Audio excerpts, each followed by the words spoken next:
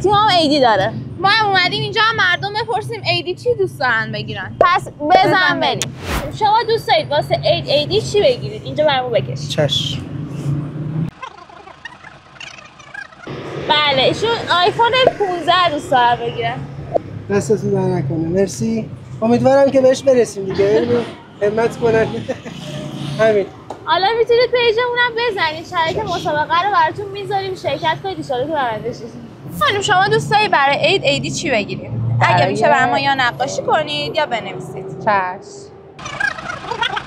خیلی هم عالی. ایشون دوست دارن عینک ریبن ایدی بگیرن. شما برامون بگید که دوست دارید ایدی چی بگیرید. میتونید هم نقاشیشو بکشید هم اسمش رو یا بنویسید. نقاشی که اصلا خوب نیست. خب اسمش رو براتون می‌نویسم. چند تا باشه مهم نیست. یه دونه باشه آیتم. یه دونه باشه. بله. یه دونه خوب باشه. بله.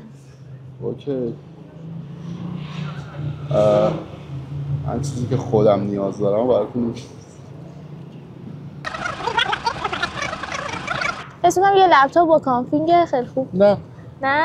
بر اساس این برند چیاتونم نوشتم.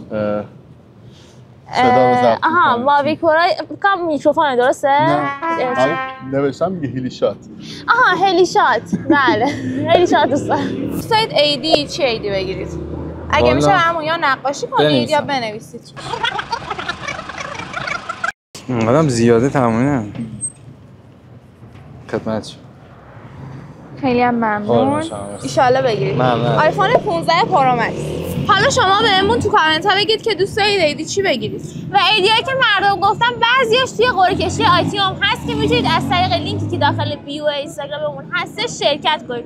شرایطش هم که توی کپشن براتون نوشتیم. برای ما یا نقاشی کنید یا اسمشو بنویسید. ببخشید من میکروفون. خیلی شاد دوست دارم. DJI. میشه یه بار دیگه بریم؟ خوب بود؟ اوکی. خوراکم. اوکی.